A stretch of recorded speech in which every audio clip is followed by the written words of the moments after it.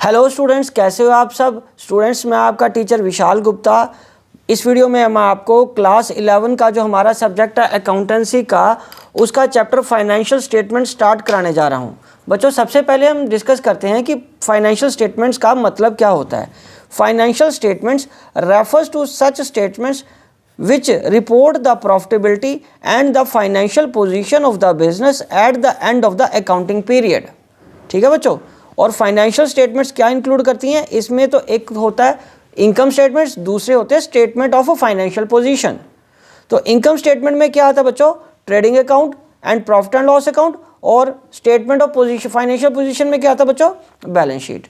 और सबसे पहले हम अगर बात करें तो क्या है trading account. So trading account is prepare to calculate the gross profit arising from trading activities. It shows the profit generated from sale by deducting purchases and expenses of purchase। ठीक है बच्चों, चलिए अब हम आगे बढ़ते हैं इसके ट्रेडिंग अकाउंट के फॉर्मेट की तरफ। बच्चों, इसके मीनिंग से ज़्यादा इसका फॉर्मेट ज़्यादा इंपॉर्टेंट है, क्योंकि प्रैक्टिकल सॉल्व करने में आपको ये बहुत हेल्पफुल रहेगा। तो सबसे पहले हम बात करते हैं कि जैसे कि ये अकाउंट है, तो अकाउंट के दो साइड्स होती हैं, एक डेबिट साइड होती है और एक क्रेडिट साइड होती है। क्रेडिट साइड में आएगा सेल्स और less sales return by closing stock, और यहाँ ग्रॉस लॉस आ सकता है बैलेंसिंग फिगर के फॉर्म में। ठीक है जी। और डेबिट साइड में क्या आएगा बच्चों, डेबिट साइड में सबसे पहले ओपनिंग स्टॉक ही आता है, और फिर उसके बाद आता है परचेजेस। परचेजेस में से रिटर्न्स को हम लेस कर देते हैं, और ये खर्चे जो भी है ये किसी भी सीक्वेंस में आ सकते हैं, लेकिन ये डायरेक्ट खर्चे होते हैं, ये लिखने होते हैं। ज़रूरी नहीं है कि किसी भी क्वेश्चन में ये सारे खर्चे हों, लेकिन ये खर्चे इस तरीके से लिखे हुए हैं ताकि आपको याद रह जाए, क्योंकि ये डायरेक्ट एक्सपेंसेस है, ट्रेडिंग अकाउंट में चार्ज करने हैं। तो ये आ जाएगा पहले वेजेस या salaries, wages and salaries, direct expenses, carriage and carriage inward, और carriage on purchase, to oil gas and power, to freight and cartage, to manufacturing expenses, to factory expenses, to dock charges, to import duty. ठीक है। और gross profit balancing figure किस में आएगी बेटे, last में आ जाएगी।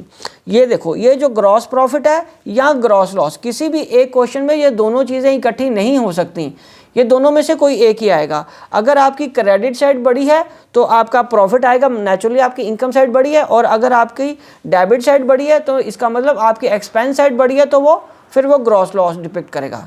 ये मैं फॉर्मेट आपको स्लो करके भी दोबारा दिखा देता हूँ, आप एक बार इसको आराम से देख के बना लीजिए। आपके पास जो भी बुक है वो सामने रख लीजिए, आपको थोड़ा जल्दी आसानी से समझ आ जाएगा। आप बच्चों वीडियो को पॉज करके भी अपने नोट्स को पूरा कर सकते हो। चलिए अब हम आगे बढ़ते हैं बच्चों। Trading account is prepared from trial balance. Trading account किससे बनता है बेटे, ट्रायल बैलेंस से। और क्लोजिंग स्टॉक कभी भी ट्रायल बैलेंस में नहीं होता, मतलब मोस्टली वो नहीं होता, और आउटसाइड ट्रेडिंग अकाउंट होता है। ओके। और यदि आपको एडजस्टेड परचेजेस गिवन हो तो इसका मतलब है opening stock plus net purchases minus closing stock already किया हुआ है।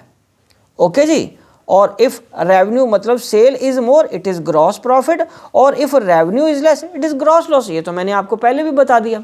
ठीक है बच्चों। तो चलो अब हम आगे बढ़ते हैं। कॉस्ट ऑफ गुड्स सोल्ड क्या होता है, या जिसको cost of revenue from operation कहते हैं, वो क्या होता है बच्चों। उसका फॉर्मूला है opening stock plus net purchases plus direct expenses minus closing stock. ठीक है। उसके बाद net purchases are equal to total purchases minus returns, direct expenses equal to carriage, cartage, freight and wages. और ट्रेडिंग अकाउंट क्या होता है बच्चों, trading account एक नॉमिनल अकाउंट होता है। ठीक है बच्चों। चलो अब हम आगे बढ़ते हैं प्रॉफिट एंड लॉस अकाउंट की तरफ। बच्चों, profit and loss account is started with the amount of gross profit और ग्रॉस लॉस। ठीक है जी। ये किससे स्टार्ट होता है, जहाँ तो ग्रॉस प्रॉफिट ट्रेडिंग अकाउंट से ट्रांसफर किया जाता है, या ग्रॉस लॉस। ग्रॉस प्रॉफिट होता है तो P&L की बाय साइड से स्टार्ट करते हैं, बाय ग्रॉस प्रॉफिट लिख के, ग्रॉस प्रॉफिट लिख के, और अगर लॉस हो तो टू ग्रॉस लॉस लिख के करते हैं स्टार्ट। ठीक है बच्चे। As such all those expenses and losses which have not been debited to trading account। Simple मतलब कि जो खर्चा ट्रेडिंग अकाउंट की डेबिट साइड में नहीं आया वो अब हम कहाँ करेंगे, P&L की डेबिट साइड में। मतलब एक तरह से ये इनडायरेक्ट एक्सपेंसेस हो गए। डायरेक्ट एक्सपेंसेस कहाँ आते हैं बच्चे, ट्रेडिंग अकाउंट में, और इनडायरेक्ट कहाँ आएंगे, प्रॉफिट एंड लॉस अकाउंट में। So these expenses include administrative expenses, selling expenses and distribution expenses etc. So these all expenses are called indirect expenses. Profit and loss account is a nominal account, or on credit side we all record incomes and gains other than normal sales. ठीक है बच्चे, तो format कैसे रहता है उसका, जैसे कि अभी हमने बात करी तो ये आ जाएगा ग्रॉस प्रॉफिट या ग्रॉस लॉस। माइंड इट, मैंने और करके लिखा हुआ है, दोनों चीज़ें इकट्ठी एक क्वेश्चन में नहीं आ सकती, प्रैक्टिकली पॉसिबल ही नहीं है, या प्रॉफिट होगा ग्रॉस प्रॉफिट या ग्रॉस लॉस होगा। तो नेचुरली ये साइड डेबिट साइड है, ये क्रेडिट साइड है, as it is an account. ठीक है, और इस तरफ खर्चों की साइड में क्या आएगा, office expenses, selling and distribution expenses, finance expenses, miscellaneous expenses. और क्रेडिट साइड में क्या आएगा बच्चों, बाय अदर इनकम, जिसको रेंट, कमीशन, डिस्काउंट या इंटरेस्ट के रूप में हो सकती है। ठीक है बच्चों, तो ये बहुत बड़ा फॉर्मेट होगा जो आपके पास बुक है उसमें भी बना हुआ है। ये चीज़ें ऐसे याद करने वाली या रट्टा मारने वाली नहीं है, आप इस तरीके से याद रखना। मैंने भी जानबूझ के ये छोटा फॉर्मेट इसीलिए बनाया है ताकि आपको ये समझा सकूं कि आपको फोकस किस पे करना है, इन खर्चों पे, office expenses, selling and distribution expenses, finance expenses and miscellaneous expenses. तो ये वो सारे खर्चे हैं जो ट्रेडिंग अकाउंट में नहीं आए, तो वो यहाँ लिखने हमने। ठीक है बच्चे, और उसके बाद फिर अगर आपकी क्रेडिट साइड बढ़ी है तो नेट प्रॉफिट आ जाएगा, एक्सपेंस साइड मतलब डेबिट साइड बढ़ी है तो लॉस आ जाएगा। ठीक है, नेट प्रॉफिट या नेट लॉस। ठीक है बच्चों, समझ आ गया आपको। तो ये आगे ये जहाँ तो कैपिटल में ऐड हो जाता है और ये कैपिटल से लेस हो जाएगा। ओके जी, चलें आगे। ओके बेटे, चलो अब हम बात करते हैं बेटे ऑपरेटिंग प्रॉफिट क्या होता है। So operating profit is profit earned through normal operating activities of the business. It is arrived at by deducting the operating expenses from GP. Expenses which are related to main और normal activities of the business are called operating expenses. These include office and administrative expenses and selling and distribution expenses.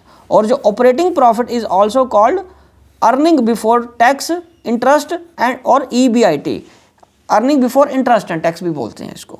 और बच्चों net profit हम कैसे calculate करते हैं, it is arrived by deducting operating as well as non operating expenses.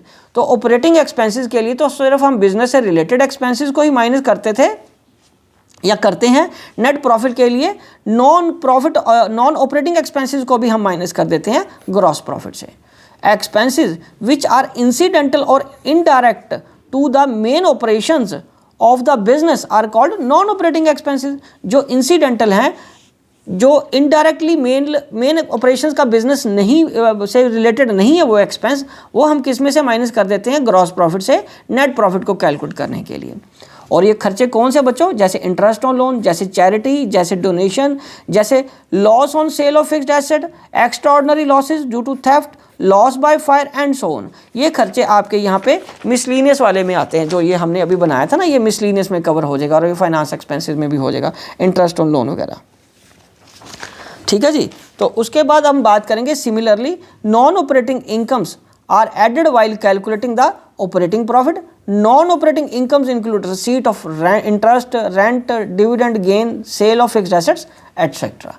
ठीक है बच्चे, पर +1 में आपको नेट प्रॉफिट ही कैलकुलेट करना आएगा, इसीलिए मैंने जो फॉर्मेट आपको दिखाया है वो नेट प्रॉफिट का ही आया है। शायद आपके पास जो बुक है उसमें एक ही क्वेश्चन होगा ऑपरेटिंग प्रॉफिट को कैलकुलेट करने का, पर फोकस यहाँ जो आपको पेपर में आना है वो आपको नेट प्रॉफिट पे ही रखना है। ठीक है, और जिसमें सारा कुछ ही ऑपरेटिंग और नॉन ऑपरेटिंग इनकम, ठीक है, और ऑपरेटिंग और नॉन ऑपरेटिंग एक्सपेंसेस माइनस करने के बाद नेट प्रॉफिट आपका आ जाएगा। ठीक है बच्चे, चलो अब हम आगे बढ़ते हैं बैलेंस शीट की तरफ। तो बैलेंस शीट क्या होती है बच्चों, सो बैलेंस शीट होती है, it is a summary of assets and liabilities of on a particular date. ये क्या शो करती है, financial position of the business. So it is summary of personal and real accounts and it may be prepared by following order of liquidity या order of permanence के हिसाब से बनता है। तो सबसे पहले हम इसका फॉर्मेट समझ लेते हैं, फिर मैं ऑर्डर ऑफ लिक्विडिटी और ऑर्डर ऑफ परमानेंस समझाता हूँ। ठीक है जी, ये देखिए ऑर्डर ऑफ हमारा बैलेंस शीट का फॉर्मेट है एज ऑन डेट। मान लीजिए ये 31/3/23 को बन रहा है, तो उस दिन की हमारे पास ये बन जाएगी, ये लाइबिलिटी साइड है, ये एसेट साइड है। माइंड इट, ये अकाउंट नहीं है, ये स्टेटमेंट होती है। ठीक है, ये लाइबिलिटी साइड में आपका आ जाएगा बेटे current liabilities, non current liabilities, ठीक है। करंट लाइबिलिटीज में मोटा मोटी क्या आता है बेटा, bank overdraft, bills payable, creditors, outstanding expenses, unearned income. Non current liabilities में क्या आएगा, long term loans, reserves, capital, add net profit, less drawings, less income tax, less life insurance premium, ठीक है बच्चे। और एसेट साइड में क्या आता है, करंट एसेट्स ऊपर आ जाएंगी, cash in hand, cash at bank, bill receivable, short term investments, sundry debtors, closing stock, prepaid expenses, accrued income. Long term investment, non current assets, उसमें क्या था, furniture, loose tools, motor vehicle, plant and machinery, land and building, patents and trademarks और बाकी goodwill. तो ये आपका क्या बन गया बच्चे, ये फॉर्मेट हो गया हमारा बैलेंस शीट का, ठीक है जी। चलो अब हम डिस्कस करते हैं कि ऑर्डर ऑफ लिक्विडिटी क्या होता है। बच्चों ऑर्डर ऑफ लिक्विडिटी का मतलब क्या होता है कि जो लिक्विड एसेट हैं वो ऊपर आएंगी और करंट लाइबिलिटीज भी ऊपर आएंगी, पहले आएंगी। ऑर्डर ऑफ परमानेंस का और लिक्विडिटी का ये मतलब है कि सबसे पहले सबसे लिक्विड एसेट जैसे कैश, जैसे बैंक, ये सबसे ऊपर आएंगी और फिक्स्ड एसेट्स बाद में आएंगी। और लाइबिलिटी साइड में करंट लाइबिलिटी सबसे पहले आएंगी और लॉन्ग टर्म लाइबिलिटीज बाद में आएंगी। तो इसको हम क्या बोलते हैं बच्चे, ऑर्डर ऑफ लिक्विडिटी। इसको हम क्या बोलते हैं बेटा, ऑर्डर ऑफ लिक्विडिटी।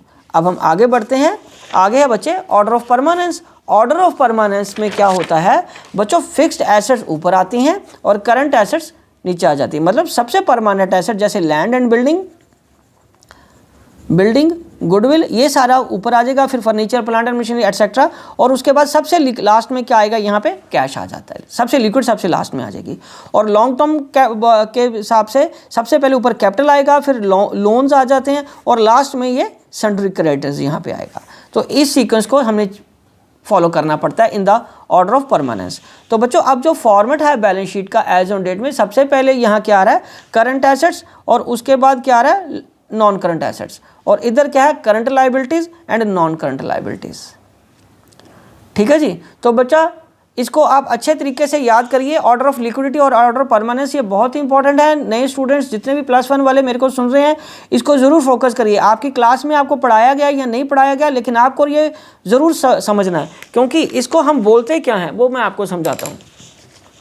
इसको हम बोलते हैं, जो ऑर्डर ऑफ लिक्विडिटी और ऑर्डर ऑफ परमानेंस की हम बात करते हैं, इसको हम बोलते हैं बच्चे मार्शलिंग ऑफ बैलेंस शीट।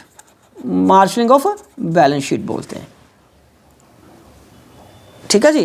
तो इसका मतलब होता है sequencing of balance sheet in order of A, या तो लिक्विडिटी के हिसाब से या दूसरा परमानेंस के हिसाब से, ठीक है बच्चे। तो इसको याद रखना आपके लिए बहुत ज़रूरी है। बच्चों मैंने देखा बहुत सारी क्लासेस में आपको ये कराया नहीं जाता और सीधे बैलेंस शीट को मिलाने को बोल दिया जाता है। बैलेंस शीट आप मिला भी लेते हो, आपको समझ भी आता है, लेकिन इसको याद रखना बहुत बहुत इंपॉर्टेंट है। ये आगे आपको जाके बहुत ज़्यादा काम आएगा, ठीक है बच्चे। तो इसी के साथ ये टॉपिक कंप्लीट होता है और ये चैप्टर भी कंप्लीट होता है। आई होप कि आपको अच्छे से समझ आ गया होगा। मैं ये वीडियो यहीं कंक्लूड करता हूँ। Wishing you good luck.